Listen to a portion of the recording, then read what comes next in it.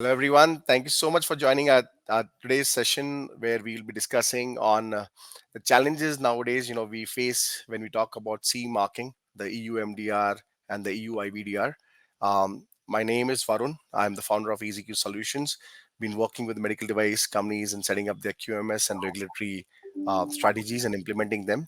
Today in our session, we have a special guest, Dr. Rebecca. She's joining us from Ireland. She's been having experience of more than 20 years working with different companies, helping them get their regulatory strategies defined and implemented. Dr. Rebecca, thank you so much for joining our today's webinar. No Glad to problem. have you on this call. No problem at all. Thank you, Vern. Great to join you.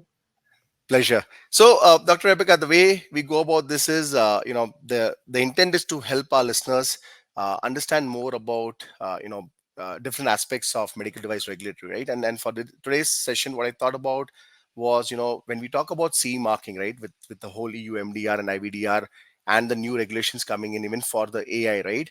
There is a lot of things going on, right? When you talk about getting a product CE marked, right? And based on that, we have been getting some inputs and questions from our followers and listeners, as to different areas where they have some challenges, or areas where they're not able to get some clarity as to how do we go about it, right? So we have taken those feedback, and we have tried to, in this session, we want to take your help and get some of these questions answered for them, get some clarity, to our listeners, to our followers, as to how do we deal with these challenges, right?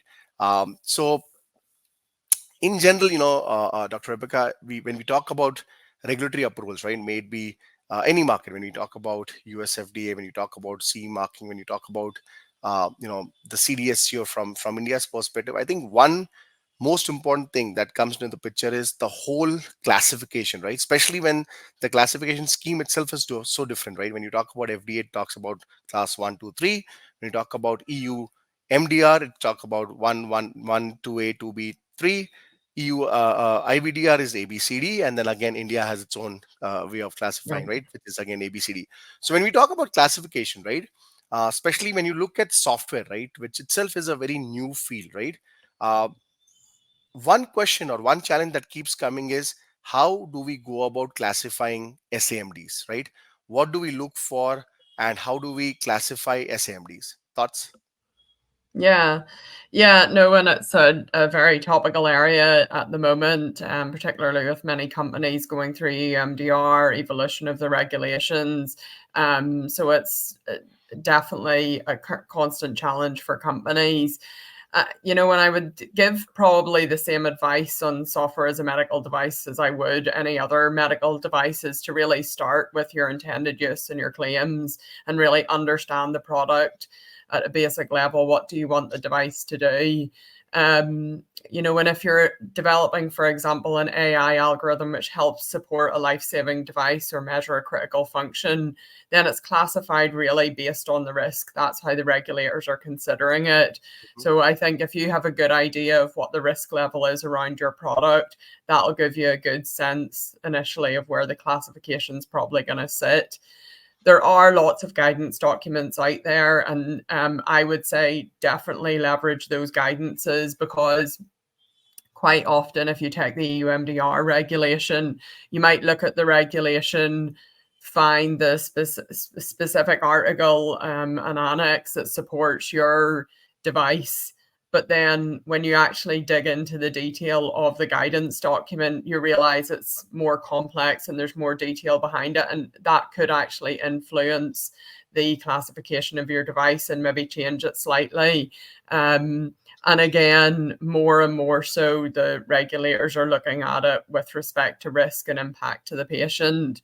So I would look at some of those guidance documents, like the MDCG guidance document. There was one published in 2019-11, which talks about classification of software and in the regulation. And there are guidance documents as well relating to specifically medical device software. One was published in 2023. And there are also a number of guidance documents available on the FDA website. And they are all helpful in giving that information. I would say, most importantly is to document whatever your decision is. ensure that you have referenced all of the guidance documents that you've looked at, that you've taken the detail from them, not that you've kind of read them, written down a classification, put that in your regulatory strategy, because people move on, people change. And if you need to come back to that classification or justify it for an order, you need to be able to go back and look at why you made that decision and be able to stand over it. So that's one usually quite significant miss I see with companies. They'll make a classification decision, write down the number or the letter, and then move on without actually documenting the rationale. The other thing I would say is do your classification as early as you possibly can, because it can also have an impact on the kind of commercial decisions. So if you make a classification recommendation and, for example, it puts it into class 2B or class 3 because you've made lots of claims around it, it may actually influence the commercial or marketing teams to scale back on those claims, at least for a first release, have that minimum viable product, and then build on that functionality as you go, so that you're not adding additional risk and complexity in terms of clinical evaluation and bench testing, and creating a situation where more standards become applicable to you. So I would just do that classification exercise as early as you possibly can and really nail down the intended use and claims with your team, because it's really critical to the whole project. The project really can't move forward, and you can't understand the feasibility of the project without that. The other thing I would definitely consider is your markets. So where do you plan on marketing the device? Determine that upfront as early as possible. And if you are planning a phased release, what are those phases? Are you trying to parallel up US and EU? Because if so, you need to consider the whole design control process as part of that, including classification and what testing you need to conduct as part of that.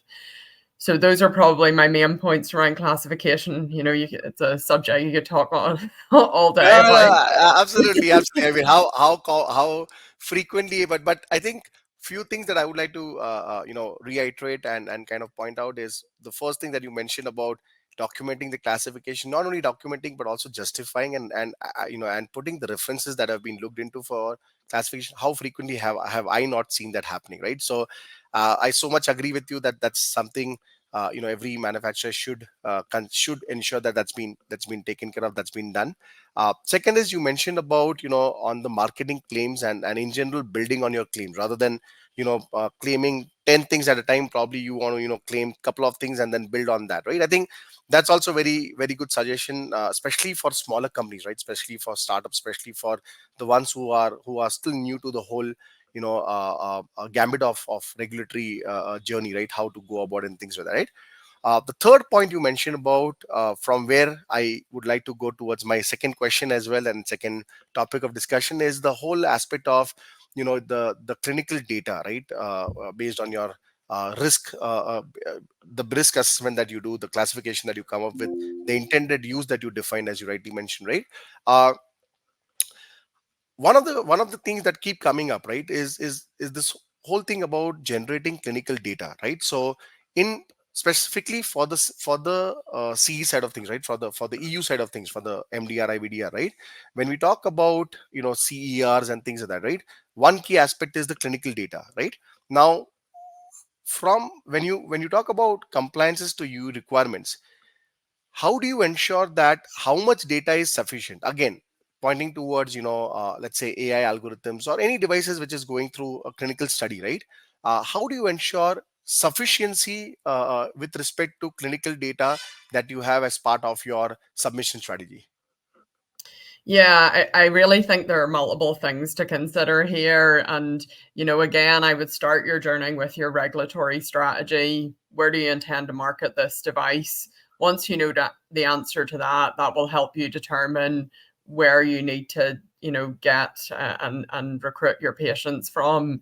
And then once you know the answer to that question, I would review whatever clinical investigation guidance docs are out there for that particular region, particularly in the EU. There are some great again, MDCG guidances on how to collect clinical investigation data, because I think understanding the mechanics of it is important, and really actually understanding 14155, the clinical investigation standard, is critical.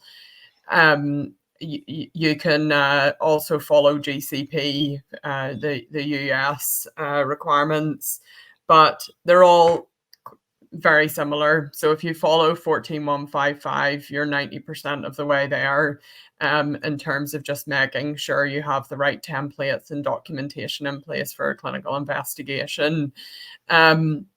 With respect to data, then, and as I say, there are many guidances related to just general clinical evaluation, but there are also ones related to data management, monitoring your data, all of those things. So I'd also look into those, but maybe start with your high level guidances.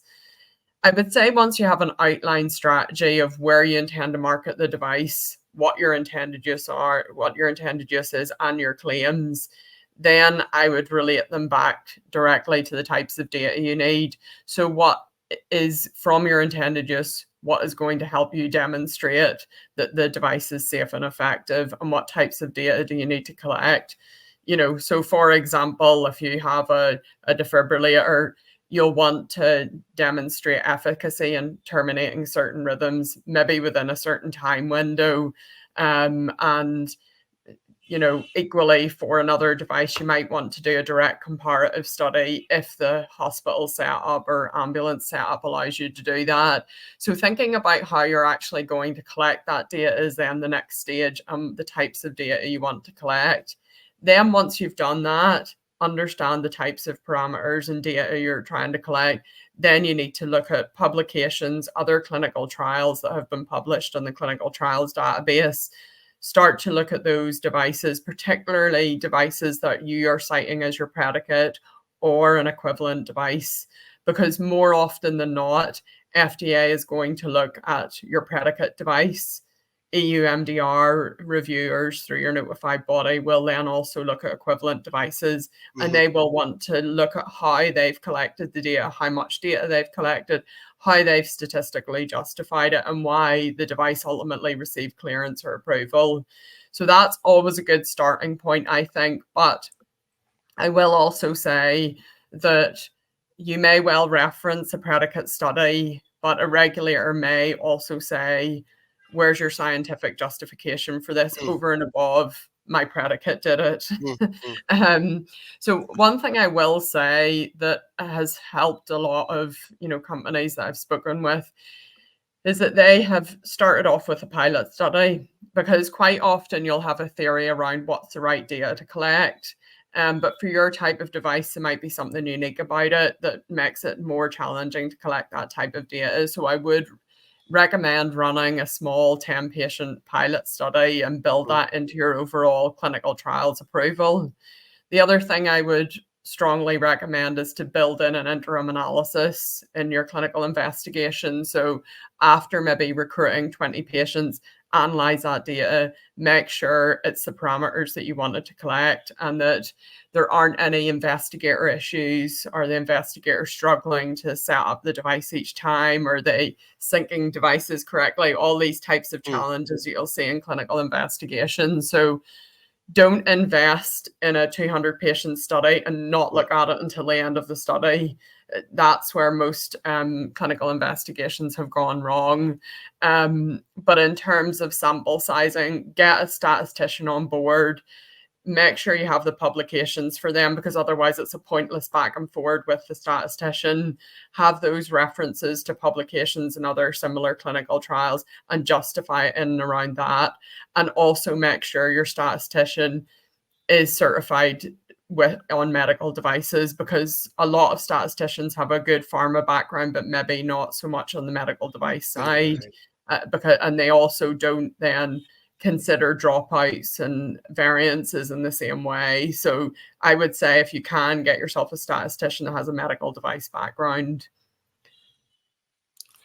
Couple of follow-up questions. One, Sure.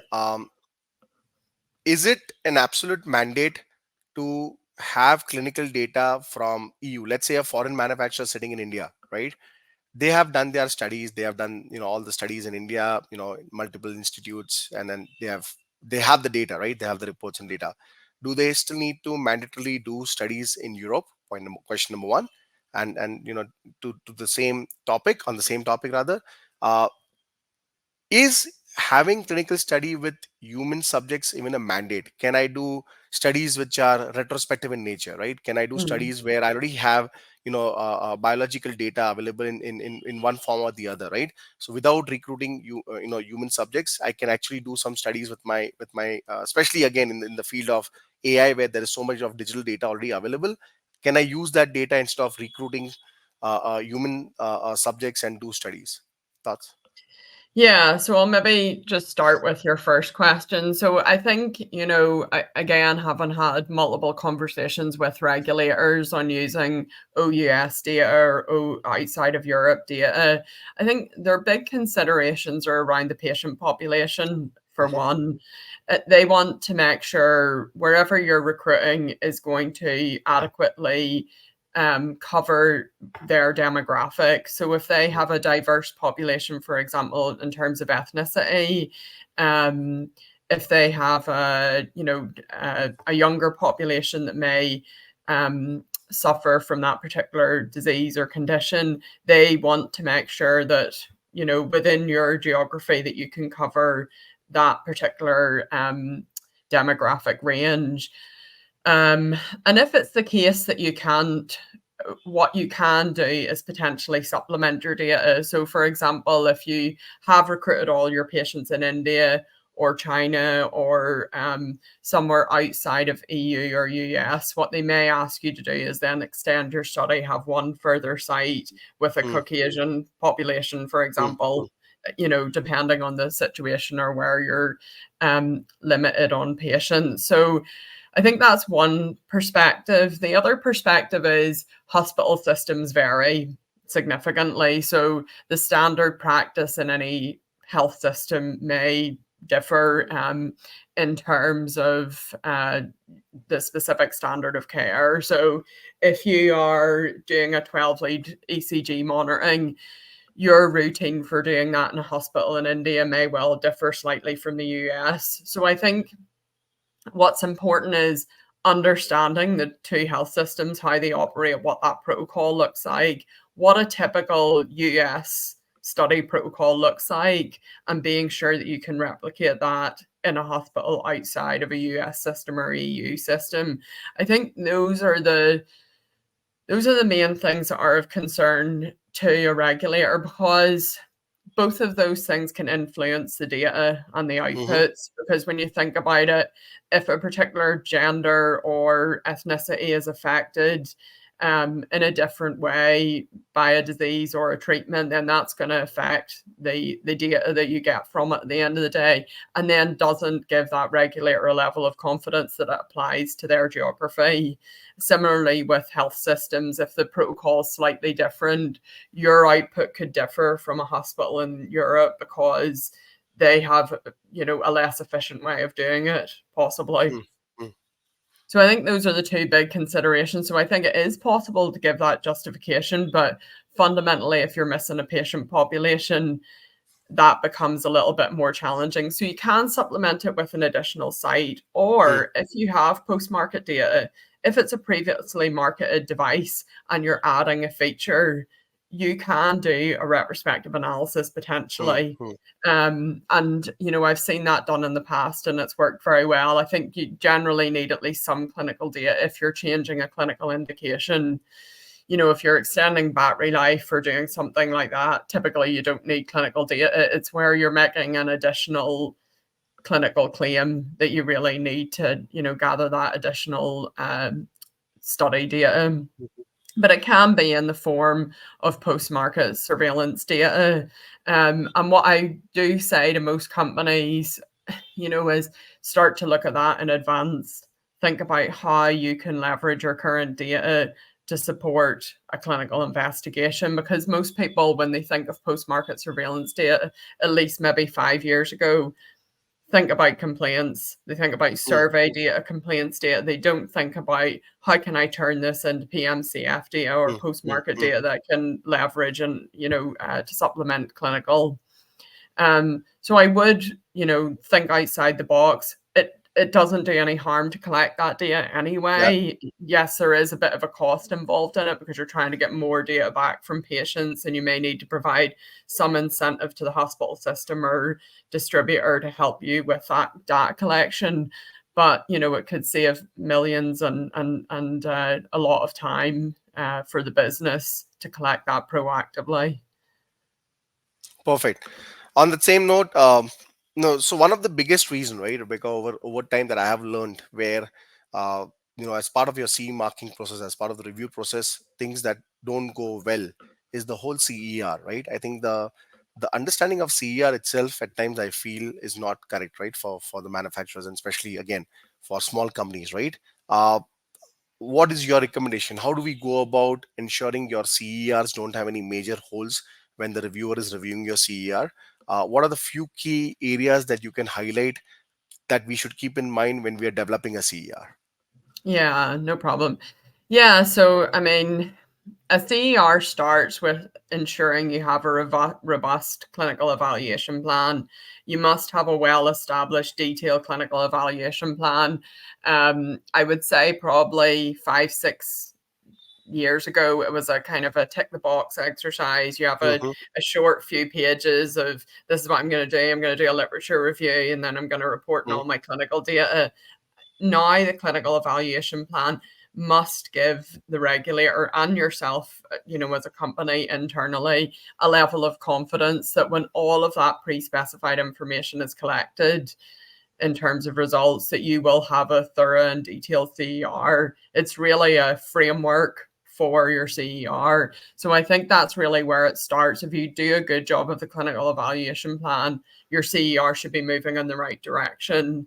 Um, and there are a number of, again, CER and in fact technical file guidances which point you in the right direction around the level of detail that you should have in your clinical evaluation report. And these have been produced again by MDCG and, MedTech Europe to ensure that they're bringing down the time and the number of, cars that are being raised and non-conformances, because at the end of the day, notified bodies want a robust CER coming across their desk. So they're doing everything they can to produce the guidances to ensure that what they get is high quality and detailed. So I definitely would look at those MedTech Europe guidances. They're actually quite thorough in terms of what's required for each of the stages. But I will say first and foremost is CERs go beyond literature searches, which is what everyone Hmm. thinks of when they're doing a Yes. clinical evaluation, particularly if they have a device that's already in the market. They think, well, we just need to pull together the literature on it, get somebody to do a literature review, get a clinical expert to sign it, and we're all good. It's not that simple anymore. And unfortunately, it goes beyond having a simple literature search, and even down to the literature searches, they expect you to use specific techniques such as PICO to ensure that you're not only ruling out what doesn't apply, but when you're ruling in what does apply in terms of Mhm. publications, you have a very robust justification for it. And any technological differences, they want you to specifically highlight them and understand them. So you really need to learn about the device that's under test. You need to know these publications inside out. But it's also an expectation that you are compiling any of your prior clinical investigation information, collating any existing post-market or pre-market information on the device, whether that be complaints, recalls, whatever it might be, bench testing, any sorts of preclinical testing, and of course, any clinical investigations you've done. And you may well also believe that because you have clinical investigation data, you're all good. Well, in fact, that's also not the case, because if you haven't conducted that study in accordance with GCP or Mm, mm. 14155, that can also cause you problems, because Yep. they may well ask for information around your data management, your data analysis. So for that, you should have had a statistical analysis plan, a data management plan and report, and a very robust and detailed clinical investigation report. So for older legacy data, that can be a challenge. So again, I would go back to your post-market surveillance data and see how you can leverage that data. If you can't leverage it, can you turn it into PMCF data? Can you really, from what you have, the health systems relationships you have, engage in a post-market surveillance study to collect that PMCF data? Obviously anonymized, but you can still collect metrics on the patients, collect the raw data, and do that retrospective analysis, particularly on established technology that should be well accepted by regulators at this point. If you don't have that, then it's a case of really looking at how equivalent your device is to other devices, and do you have access to that data? Quite often you don't. And is it a case that you need to run supplementary usability testing, supplementary clinical testing? And I would say the earlier you discover that, the better, which is why, I encourage companies to start out looking at their clinical evaluation plan as early as possible, because the sooner you know, the sooner you can start collecting that data. So it may well be that you just need survey data. It may be some very small element of the device that you can't really demonstrate or find objective evidence to support safety and efficacy. So it may be that you just need to collect very simple survey data from a hospital, or it may be that you do need to run some small efficacy study, which again, you need to statistically support your sample size. So for example, if you have an end-tidal CO2 monitor, you might want to just work with a hospital system to start collecting data on your particular device and ask them for that anonymized patient data. So you may need to go through ethics as part of that as well. But it's worth definitely engaging on that as early as possible. Those things should all be in process at this stage, given how progressed we are with the EU MDR regulation. Perfect. Just a quick note, ISO 14155, for folks who don't know, it's basically the standard which tells you how to conduct a clinical study when you have human subject involved. So if you are conducting any any clinical investigation with human subjects, please do refer to ISO 14155. On the same note, pulling the string from what you are sharing, and you mentioned about usability, that drives me to my next question or a topic. The whole topic of usability, right? As you are aware that FDA has its own guidance, and how much focus that's been put on ensuring usability has been taken care of as part of your risk evaluation. You have done your usability studies, blah blah blah. uh, on one side, FDA, when you compare FDA with EU, right, on one side you have this guidance document, almost 50-60 page guidance document, where FDA talks about right from what kind of samples you should recruit, where you need to do your studies, what should be the number of samples that you need to recruit, right? I mean, a lot of details for you to conduct your usability studies, right? At the same time, as of today, we don't have a very clear MDCG guidance with respect to usability when it comes towards getting a CE mark, right? When that's not the case, right? How do we go about it? Should we just follow what FDA has already taught us? Should we come up with our own strategy? Should we just focus on 62366? Thoughts? Yeah, I mean, my personal opinion is that actually FDA have done a great job with outlining the need and background around usability, because, I think it can actually really help, even in supplementing some of the clinical investigation data. And, they do prompt you to really start the process with risk, looking at the risk of your device, and would recommend that you conduct a user-related risk analysis. And you can do that in different ways. At a very basic level, you can take your user manual, walk through all the steps that you would expect a customer to take, and consider all the risks against that, whether they're critical or non-critical or marginal. Or you may have a user journey if you're a well-established company, that you can walk through and again assess the risk for each step in the process. But I do think it's a good approach, because I think then once you've done that user-related risk analysis, you can ensure it also feeds back into your risk file, and that from a design point of view, you've Mhm. considered it as well. So I think it helps you to capture risks related to the user interface or how the user interacts with the device. And that user may well be an end user or clinician. Um, and I think, albeit the guidance is quite long and arduous, it kind of reiterates the same point, just Mhm. throughout the guidance, in that you must consider risk the whole way through your process, and also your intended use population. It's important that when you're doing usability, you think about who is interacting with the device. And a lot of companies make this same mistake, in that the usability is targeted at the person who's going to be using the device, as in that first most likely person, not the person who's going to be treated, or some other interaction with the device. Maybe there's somebody who's specifically in charge of disposal, decontamination, sterilization. So they may also need to be intended use population that you need to evaluate as part of your usability if it relates to a critical task. So considering all of those things is really important in your usability. And although there are no guidances available, I have seen this feedback come back from notified bodies when reviewing EU MDR technical files. So I think the US have done a great job at also, providing guidance by default that would, be applicable to EU, because they also want everyone to take a risk-based approach. And I think in terms of geography and applicability, again, it comes down to the health system, how these devices are normally used, who normally interacts with them, and can you show equivalence in terms of geography, or do you need to do something supplemental? And also it comes down to the culture of the country.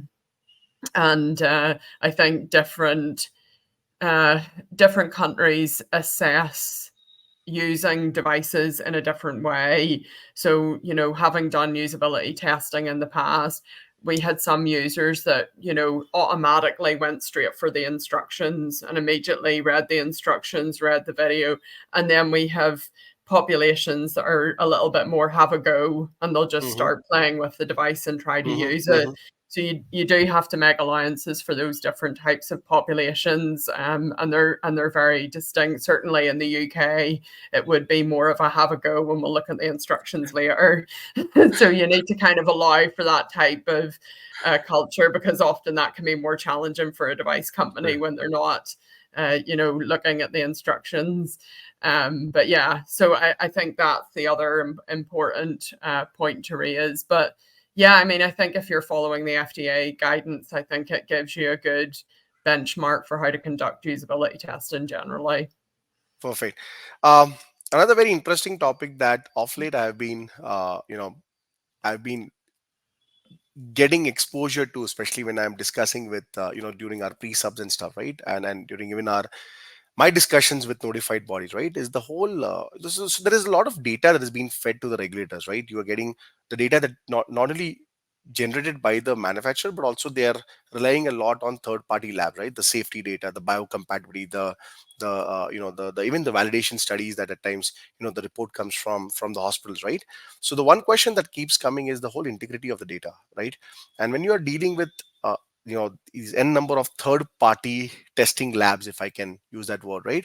uh, how do you ensure that the data or the labs that you're working with, right, uh, are the right ones? What are the few things you should keep in mind when you are engaging with the third party test labs, whose data is eventually going to be fed into your technical files and even submitted to the notified bodies? Yeah, so there are different accreditations that different countries leverage in terms of test labs. Certainly for the US, they do prefer an ASCA accredited lab. And but I will say, globally, generally speaking, if it's a well-established third-party test house, generally it will be acceptable to regulators. I think if it's a well-known, a lot of the notified bodies, for example, have third party lab testing availability. then I think that's probably going to be your safest route to take. Hmm. Having said that, I know there are smaller organizations out there that are trying to establish themselves, trying to get that ASCA accreditation. They're working through their various accreditations, and much like us as customers, we're going through the same pain. So, I think what I will say about smaller test houses is they are also of value in terms of pre-compliance testing, because quite often what companies don't want to do is go into a lab with a prototype and just send it in for testing to a very big, established, typically more expensive lab. So, where I've leveraged those smaller labs in the past is to look at pre-compliance testing Hmm. to determine, are we heading in the right direction in Hmm. terms of Hmm. Hmm. compliance to a specific standard. And they will also maybe be able to give some guidance around the test setup, interpretation of the standard, things like that, and have a little bit more time and flexibility with you. um, I would say though, once you've gone through that pre-compliance testing and you submit it to a larger lab, um, have them double check that you are using the right test methodology, that the appropriate sections of the standard are being applied, that you've correctly interpreted the standard. All of those things are very important, because I have seen situations where you've put a device right through testing and you haven't considered some aspect of the standard, or the test setup has been inappropriately thought out, based on some initial pre-compliance testing and assumptions that have been made at that point. So do check it with a well-established lab. They might charge you for doing that initial assessment as part of the overall testing, but it's worth it so that you don't have to repeat it, because some of this testing is very lengthy. It can take a long time to get scheduled with the test house.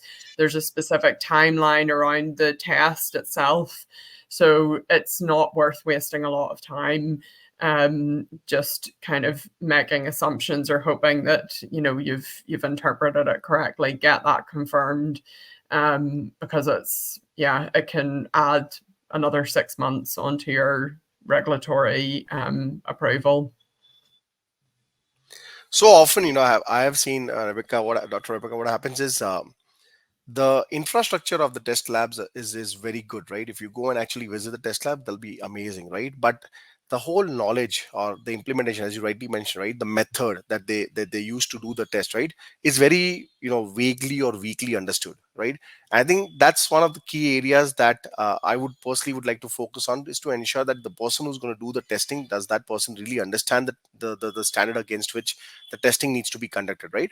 And Right. I think your point is very valid, that for the pre-compliance, the test that you typically do to just understand whether your device is even ready to go through a full-fledged testing.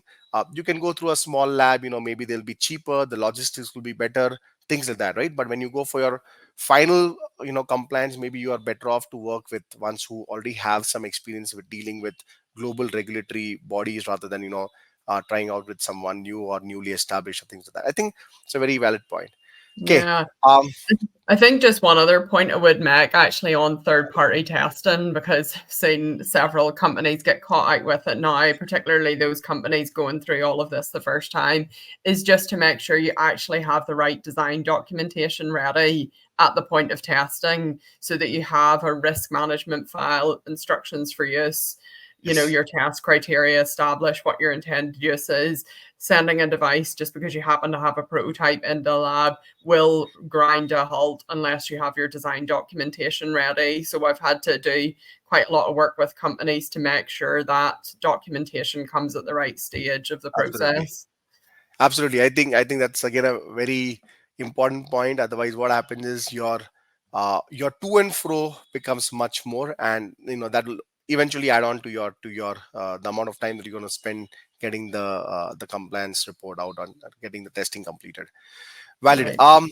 On this, one another very important question that keeps popping up is, when do we engage the notified body? Considering what's happening with the notified body, the number of notified bodies that are there, which are qualified for EU MDR versus EU IVDR, right? When do a manufacturer really consider engaging a notified body to ensure that they get their CE marking in compliance to MDR or IVDR on time, right? Mm. And also, is there a way we can identify or understand whether a notified body is even an approved notified body? Because what I understand is there are so many companies which are approved or which can give you a CE mark for MDD, and they still market. I don't know why, but they still market, the fact that, oh, we will give you a CE marking as per MDD. And then Mm. there are these notified bodies, which can give you the certificate under the MDR and IVDR regime, right? So, uh, how do we go about onboarding a notified body? Yeah, I would say, especially if you're a new company or a startup, I think even for these first few discussions, I would definitely engage a consultant to sit in these calls with you. But like when you're visiting your car mechanic, if you don't know a lot about cars, bring somebody who does with you. Because, as you rightly say, Varun, they can, you know, not knowingly, but they can actually blind you a little bit with science if it's your first time going into a conversation with a notified body, because it's very critical from a commercial strategy point of view for you to understand, can they actually service your business in the short term or the long term. And by that I mean, what regulations are they actually covered to certify you to? And as you rightly point out, Varun, notified bodies are marketing themselves as being able to get you into the EU, but under MDD. So in theory, not really. Um, so understanding what your intended markets are, when you're likely to need access to those intended markets, and ensuring that your notified body can support them is absolutely critical. Most companies will go for 13485 first, Mm-hmm. but uh, they quickly come to realize that actually they need to market their device in Canada. They've got a customer in the US. They don't want to be subjected to FDA audits. And then they realize very suddenly that they need MDSAP certification, or that's going to help their business move forward. Um, Same with EU MDR. They may also have a big health system in the UK, so they need UKCA. So understanding what they have to support, and if you know all the terminology and you're confident with it, the only other thing I would suggest is ask them for copies of their designation certificate. Mm-hmm. Ask them to demonstrate and prove that they have a valid certification to be able to audit to those standards. And I have requested them in the past, and there have been occasions where they've been lapsed or they're waiting for their new certificate. So it's definitely worth asking for the objective evidence. I would say do it as early as you can. So the minute you know you're going to become a medical device company, start having those conversations with notified bodies, Mm-hmm. because they are extremely busy. Um, I will say probably now is a good time to start engaging them, because they've signed all of their contract extensions and things like that. There was a lot of activity in the last few months. So hopefully they'll be in a better position to start having those conversations with you. But they have a number of devices still to convert to EU MDR. It's still a very busy time around EU. If you need 13485 or MDSAP, probably less critical. So if you're just wanting to engage and have that QMS certification early, then I think on those types of activities, they can support companies better. But yeah, I think about the commercial strategy, help your commercial team understand what that is. If you need to engage a consultant to get the right advice on that, again, it is actually very business critical, because it influences how you're going to establish your QMS. What level do you need to write your procedures? Do they need to comply with all of those standards or only one, and then we build it in later? How is all of that managed? So it's a key commercial question that needs answered early on. Perfect. So, Dr. Rebecca, one scenario that I keep getting right, especially for the devices which are self-certified, which is typically your class one as per EUMDR or class A as per IVDR, right? When they're self-certified, and we understand that every business eventually wants to grow, make money. They want to enter the market as soon as possible, get that advantage of getting market access as soon as possible. So the thought process and focus for any company's CEO founders is to get early market access, right? And especially for cases where the devices are low risk, which is class 1 class A, where you don't have to undergo a formal audit or get a certificate from notified body. Many a times I've been questioned that, hey, why are you even worried about ISO 13485? Why can't you just not write a declaration of conformity and let me put the device into the market? Why do I need to even maintain a TD? Why do I even maintain GSPR? Why do I need to do any of that, right? When nobody's going to come and question me, why can't I just go and put my device in the European market and start making money? What's your suggestion for this kind of thought process? Yeah, I mean, unfortunately, I think yes is a short answer. You definitely need a quality management system, and I do appreciate that for a class one device, for most regulators, self certification is the option, and therefore the temptation is to deprioritize establishment of a quality system, Hmm. and I do get it from a commercial business point of view. And a lot of companies will prioritize that regulatory approval over establishing the quality system. However, unfortunately, the nature of a medical device company is that you really just can't think short term, because short term actually catches up on you quite quickly and True, everything true. becomes short term. So, once you launch the device, how are you going to manage complaints? How are you going to initiate a recall without a quality system? If you discover an issue with the design, how do you review the design in V&V if you've not got anything documented? So I think at a fundamental level, once you've launched that device, you'll realize very quickly and painfully why you need a quality system and how it serves a purpose. And to be quite honest, your quality system can be as complex or as simple as you need it to be Mhm. to serve your business. So if you are shipping a class one device, and it's a very straightforward device, your post market um, system can be very simple. Your GSPR can be scaled accordingly. Everything can be managed in a straightforward manner, and you can decide there's certain functions that you may just decide to contract out. You don't want to establish a quality system, process, or procedure for specific functions, maybe calibration, preventative maintenance. You may just want to hire a third party to help you with those things because it's too big a burden to hire 5 people to manage all of that. And that's also an option as well. You can decide to outsource lots of processes, and then focus on the design and development of the product. Um, so there's different ways of doing it, but at some point, yeah, you will need a quality system in place, and it will probably end up being sooner rather than later. Particularly if you didn't have a quality system in place to do your design and development, chances are you will have complaints. So yeah. Absolutely. Um, One last question, and I'm gonna circle back to one of the most important topic. Where we look at AI again and look at software again is the topic of cybersecurity, right? Again, there is very good guidance document that the US FDA has, and even MDCG I think has their own guidance document where they talk about cybersecurity for medical devices, right? The question that comes up very frequently, right, is that there is a decent amount of effort that you're putting in when you're going for, let's say, your FDA approval, right?